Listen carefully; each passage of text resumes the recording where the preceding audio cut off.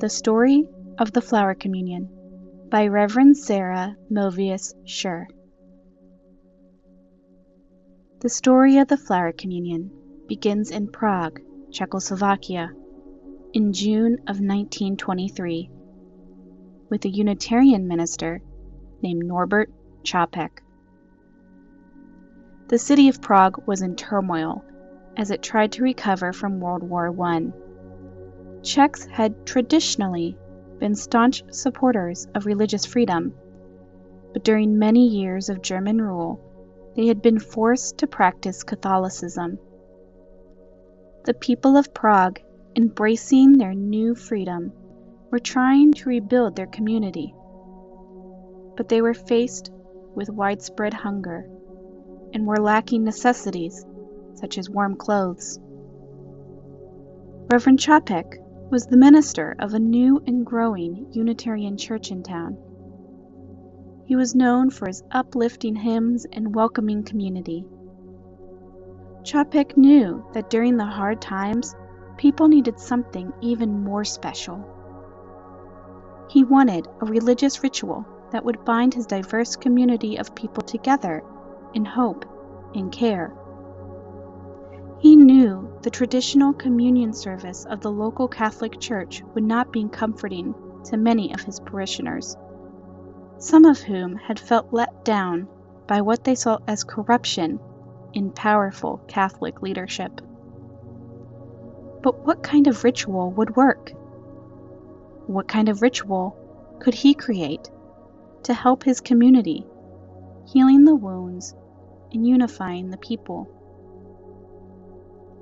Reverend Čapek looked to the beauty of nature to find a solution. For this special ritual, he asked everyone to bring a flower to church. It could be from a cultivated garden, or it could be a wild flower from the side of the road. Even a twig and leaf would be fine. As people entered the church, their flowers were collected in a large vase. Women in the congregation arranged all the flowers into a beautiful bouquet. At a special point in the service, the children brought forward the truly spectacular bouquet. The flowers were consecrated with prayers and hymns written by Reverend Čapek. At the end of the service, everyone was invited to take home a flower, but they were to take home a different flower than the one they brought.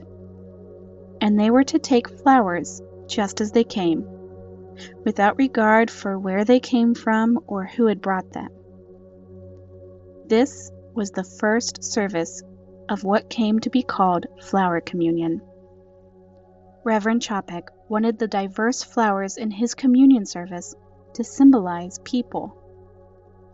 Many different flowers can make a beautiful bouquet, and many different people can make a community. All have value, and all are important. The service was very successful, touching many people deeply. It became a church tradition.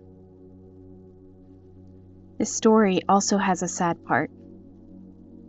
Hitler's troops began to occupy Prague in 1939, and by 1940 the Prague Unitarian Church was under the surveillance of the Gestapo, the Nazi police. Reverend Čapek and his Unitarian Church were not popular with the Nazis. Nazi court records state that Čapek was, quote, too dangerous to the Reich for him to be allowed to live, unquote.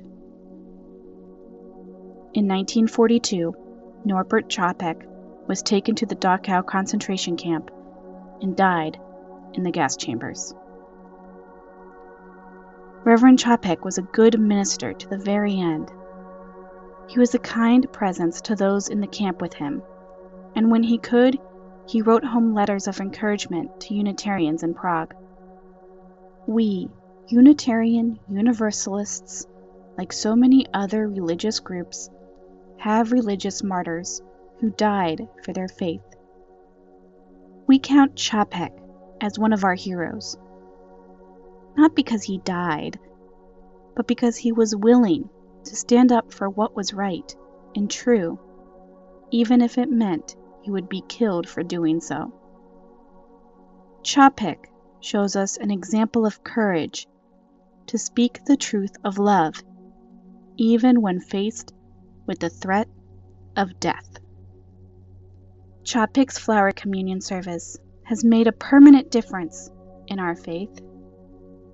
In 1939, Maja Chapek, Norbert Chapek's wife, and a minister herself, brought the flower communion service to the United States. It has been celebrated in Unitarian churches all over the continent ever since. Norbert Chapek may have died, but his touching ritual and his strong belief in affirming and celebrating the importance of everyone lives on today. Chapek's message lives on in this very service as we celebrate our flower communion.